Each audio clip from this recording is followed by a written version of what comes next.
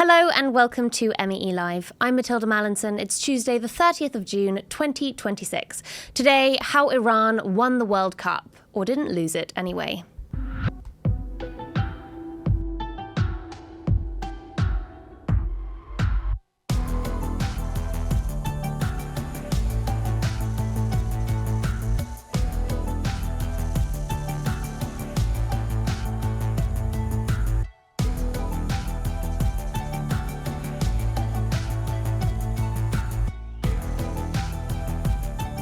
Iran was knocked out of the World Cup on Saturday, yet the government's now calling it a victory. Whether or not it's the moral victory, they say, a tidal wave of international support points to a plausible PR victory. Iran's football fate was sealed by two 96th-minute plot twists, earning them the headline title of Unluckiest team in World Cup history.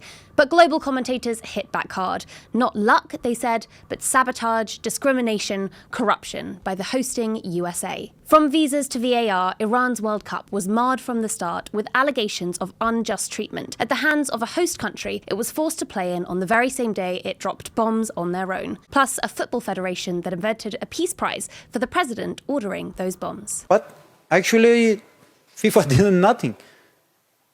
Our logistic doesn't hear. Yeah, you see, we don't have media. Our media. Where is our media? You can check. No media here. No media, no, I don't know, kitmans, no one. Was Iran the unluckiest team in World Cup history or the worst treated? And while the Iranian team lost the battle on the pitch, did they score a bigger victory on the geopolitical playing field? Here to talk football and politics is MEE journalist Rayhan Uddin. Rayhan, welcome back. Now, I don't know how common it is during the World Cup for international audiences to rally behind Iran of all teams. But on Saturday, we saw outrage from all corners of the internet and the world at the departure of this underdog team. So we have to ask, how much has this got to do with the unresolved US-led war on Iran? What are the parallels? Well, Matilda, there certainly are parallels. You know, as with politics and negotiations and conflict even, it's not always about what happens on the battlefield or in this instance on the pitch.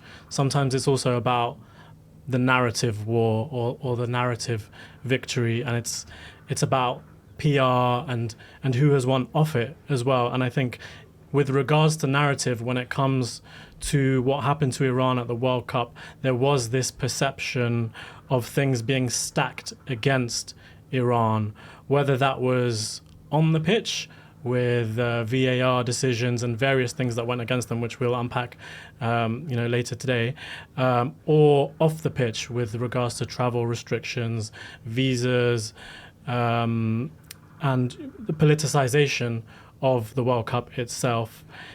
There was this perception of Iran going up against well-financed, larger countries and coming away from it not having lost.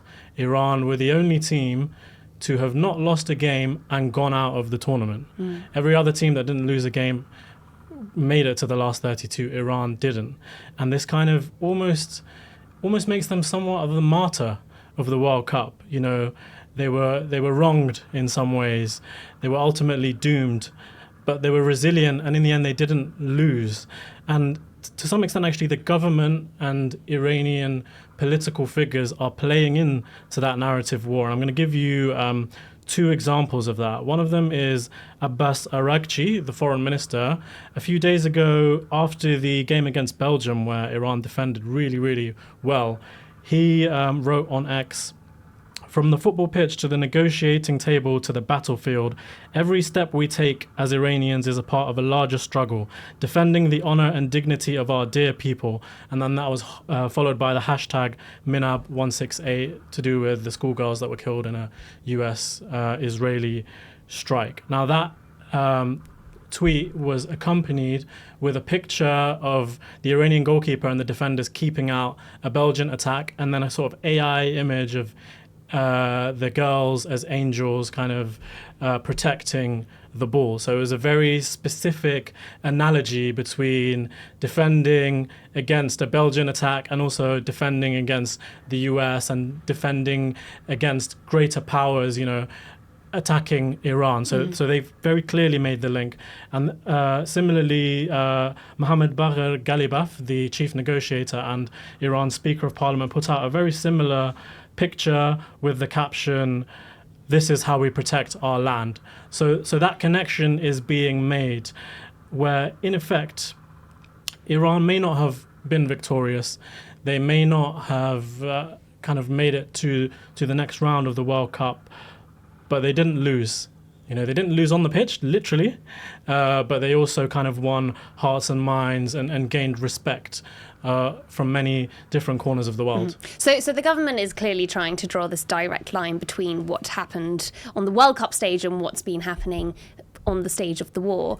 I suppose the question then is, did the public see the same analogy? Let's unpack it a little bit more. Starting on the pitch, how did this injustice narrative play out? Yeah, so there were a few injustice narratives on the pitch. One of the main ones was to do with refereeing decisions and VAR, and this idea that Iran were kind of wronged by these decisions. They should have won and didn't in the end. And two main decisions. One was an incredible free kick routine that they had against Belgium, which would have been a sensational goal, but was ruled out basically because a backside was ruled to be offside. And then a very similar decision in the game against... There's been a lot of conspiratorial talk around, these were deliberate decisions to keep Iran out. As an objective football watcher who's watched quite a lot of the games in the World Cup, both of them were offside. They were very marginal calls, very, very unlucky. I have to say, last night, the reason I probably look so tired is because I was up very late last night watching Paraguay versus Germany, because I have Paraguay in the Middle East Eye sweepstake that I've you got New organised. Zealand. I was knocked out a long time ago. Well, I prevailed. Paraguay prevailed, and the main reason for that, arguably, was a very, very harsh VAR decision that saw a Germany goal revoked. So I suppose that one was a lot more controversial. Oh, really? yeah. Whereas these Iranian ones, I think, were a bit more clear cut. It wasn't just VAR. The other kind of cries of conspiracy came down to the final game of the group stages between Algeria and Austria. And because Iran finished in third place, there was a system where the best third place teams would make it to the next round. And Iran were hoping for the game between Algeria and Austria not to be a draw. Anything but a draw, a win for Austria or a win for Algeria would have taken Iran through. Right. Now that game did end in a draw. It ended in a 3-3 draw. And it was a very sort of dramatic, quite controversial game. There were large parts of that game where Algeria were just knocking the ball around and Austria weren't really doing anything. They weren't trying to get the ball off Algeria, and it looked as if both teams were very happy to just play out a draw and go through to the next round. And that wasn't helped by the fact that Riyad Mahrez, Algeria's star winger, went out to the media after the game and he said that scoring the goal to make it 3-2 to Algeria was awkward, and that when Austria went and scored in the last minute to make it 3-3, that was good for them, and that both teams qualifying was the most important thing today. I know it was a bit awkward, to be honest. We were playing wide and they were sitting. But at the last minute, someone plays a ball inside and it turns. I have to make the run. I have to respect football, and the ball arrives in front of the keeper. I have to score. I have to try to score. Like they tried to score as well. They were in front. They were winning 2-1. I know it's an awkward situation, but it's football. I have to respect it. And the good thing is, the good thing for them is they score and they qualify. We both qualify, and it's the most important thing today. That has made the kind of conspiracies go wild, because I thought on the pitch it didn't necessarily look all that deliberate. Just those kind of comments afterwards plant a seed of doubt. Mm-hmm. People have called it the disgrace of Kansas City, and they're comparing it to a match in 1982, which was known as the disgrace of Gihon, when a very similar thing happened, but it was actually Algeria that were on the receiving end of it. Austria and West Germany played out a clear, deliberate 1-0 win to West Germany, which meant that Algeria went out. So people were comparing it to that. Now, again, I would say that having watched the game, if they were playing for a deliberate draw, they probably would have played for a 0-0 or a 1-1. Playing for a 3-3 draw in which the sixth and final goal is the last touch of the game, when the referee could have easily blown the whistle, seems like a sort of incredibly risky way to play out a deliberate 3-3 draw. Yeah. So, I mean, I don't know we'll a whole lot never about know. football, but that seems to be the case. I'm learning a lot about football in this it discussion. seems unlikely. Whereas the kind of Gihon thing was a 1-0 win and they just didn't do anything after that. This one, if it was deliberate, well, they played it rather risky. I mean, the thing is, even if global audiences are looking for perceptions of injustice, you know, even where they may not be there, that says something about the mindset of the global commentators, I suppose. But if the injustices on the pitch were actually maybe just unfair, the case for injustice off the pitch during the US-hosted World Cup is stronger. Remind us what happened there. Yeah, absolutely.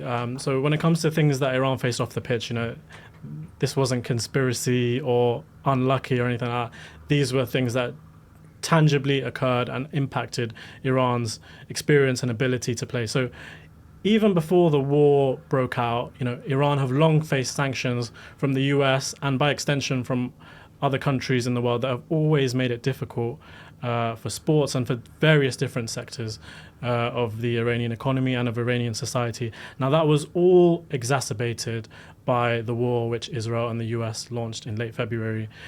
Firstly, the Iranian team didn't even know if they were going to compete at the World Cup. As bombs were falling on Iran, there was a lot of chat about, will Iran be allowed to compete? Will they be safe to compete? Is there enough security for the Iranian team to go to a country that is at war with their country and to feel like they are able to kind of move around and be safe and participate in this global tournament? So there was already a lot of doubt about Iran's participation in the first place. Then it was kind of confirmed that Iran would be going, and at the very last moment, in the last few days before the World Cup started, Iran's training base was moved from Arizona in the US to Tijuana in Mexico. Now, all three of Iran's games were in America. So not only were they training in Tijuana in Mexico instead of Arizona, but they were also traveling in from Tijuana to LA for the first two games a day before the games themselves, which gave them very little time for training, for preparation, and for recovery as well. That was really stacked against them. The other thing was the ticket allocation that was given to every single team, you know, to bring their own fans from their country to come and support the team. The Iranian authorities said that ticket allocation was revoked shortly before the tournament, so their fans were unable to come and support the team. Now, whether those fans would have been allowed in the first place, highly unlikely, because Iranians face massive difficulties going to the US because of sanctions which existed from well before the war anyway.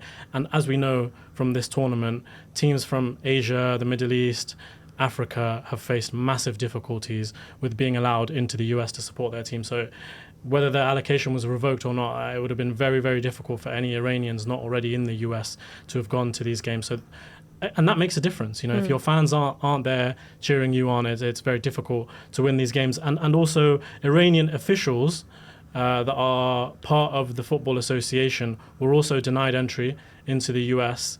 And so they had to just watch the games on TV in Mexico whilst the games were taking place. And there's a quote from a White House official who said, "There are some people that claim they are coaches that may not be coaches."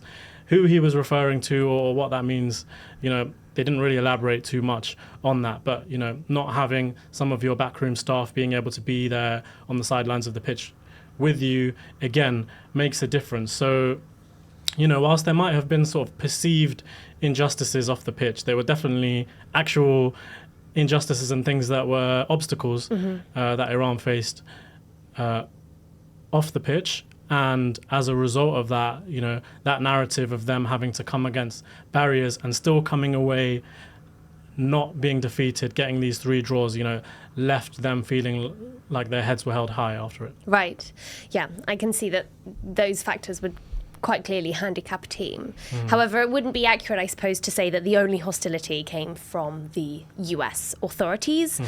When the team first arrived to play in LA, they were met with active hostility from LA's prominent Iranian diaspora. Many of them were there not to support the team, but to protest the government in Tehran.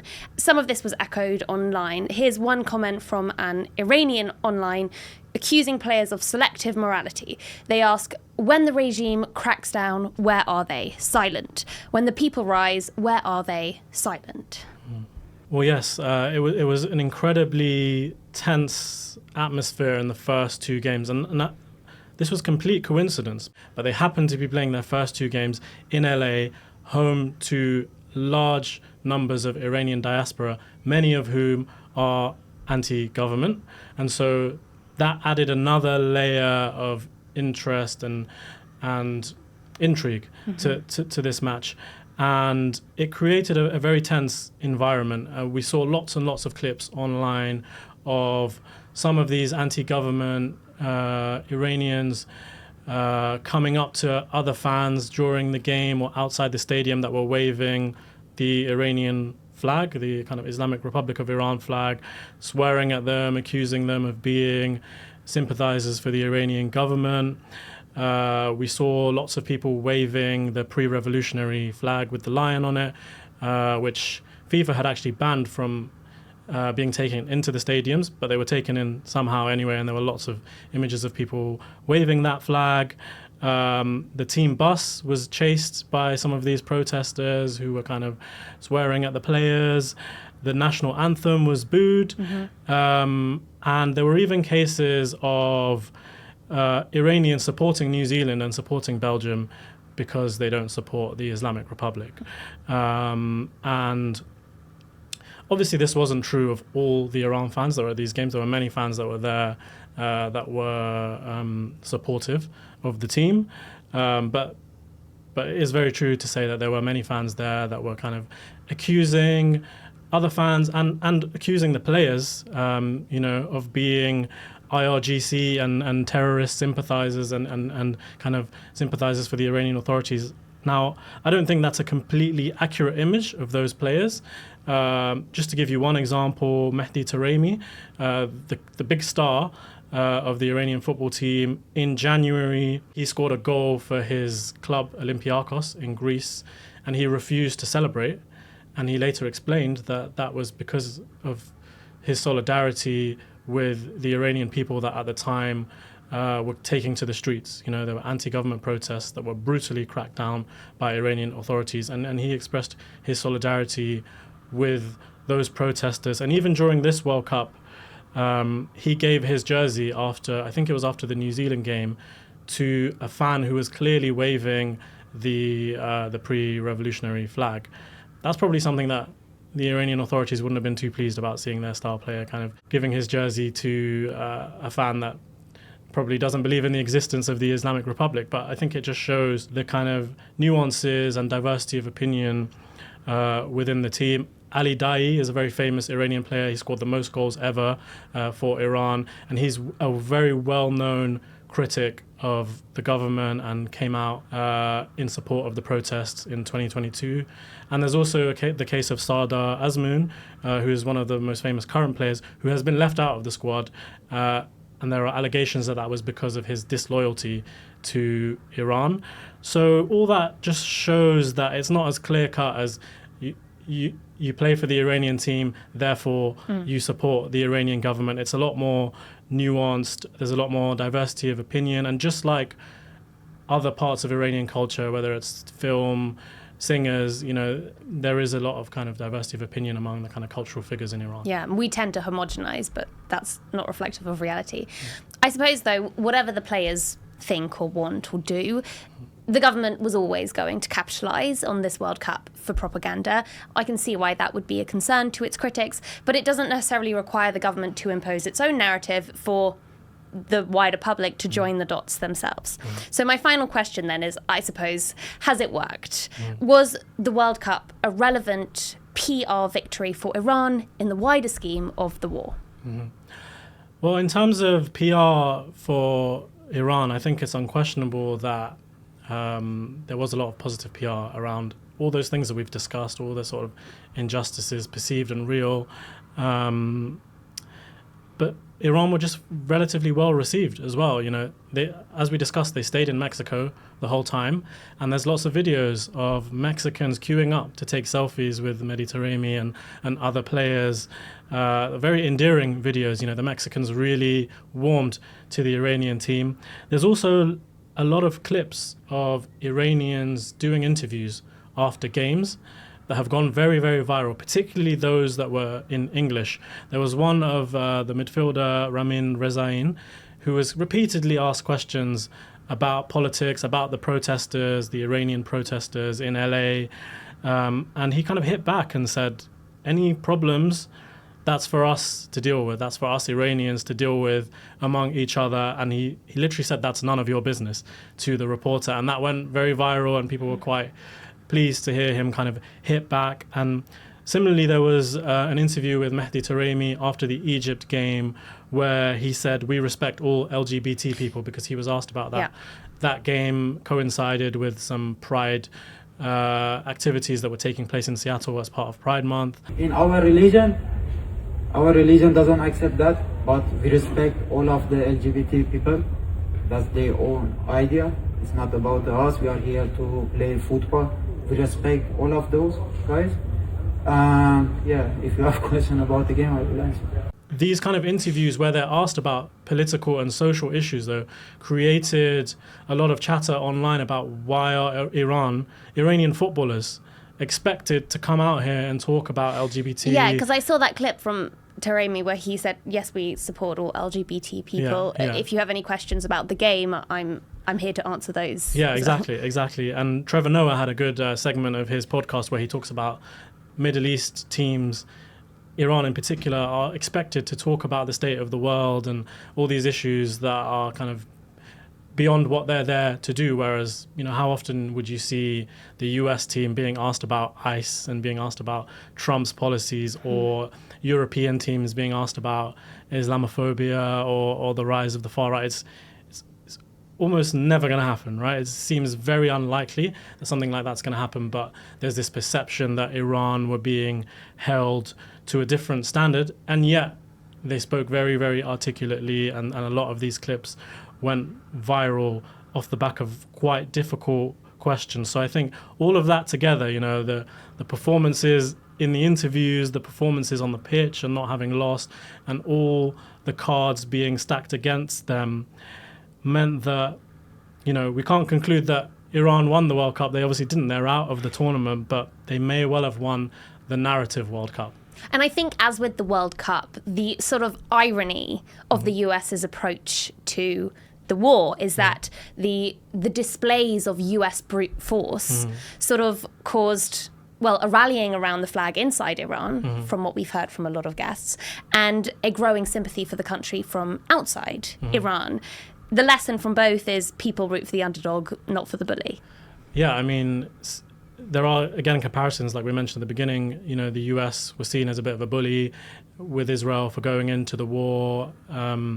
Similarly, if a team's going to travel to your country and you're the host of the World Cup and you're stopping their officials from being able to enter the country, you're giving them 1 day to prepare for matches, you're revoking the ability of their fans to come and participate.